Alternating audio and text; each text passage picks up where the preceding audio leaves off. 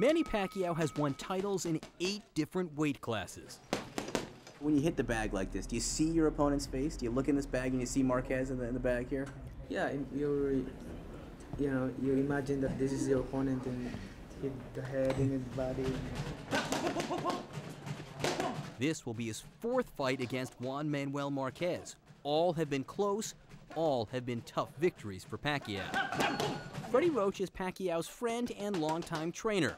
A former boxer himself, he's been living with Parkinson's disease for years. What's different about this fight, do you think? The first 2 fights were really competitive, compelling fights, and they fought great together. And then in the 3rd fight, he had a lot of personal problems going in the fight, and we just didn't fight our fight. One of your goals going into this fight is to be more aggressive. You're looking for a knockout here. Why? I want this 4th fight to be the answer of all the doubts that he's in his mind. In his mind, do you feel like there are other doubters besides him out there? His fans, they still claiming that they won the fight.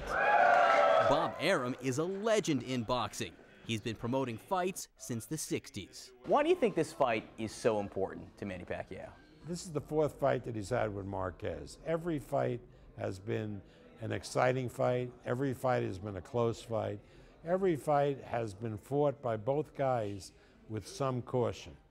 In this fight, each guy is determined to just throw caution to the winds and go after each other. You concerned at all he's fading? I think he's becoming too nice a guy sometimes. Too nice a guy in the ring or out of the ring? In the ring. In the ring. But I don't think he's fading yet. There's another boxer I want to ask you about. You get asked about a lot, and that's Floyd Mayweather. You think you'll ever fight him? I'm willing everything. You're willing. You're just waiting on him now, you said? Yes, I'm waiting for him. If you had to bet $1 million right now, would you bet on this fight ever happening? I would love it to happen.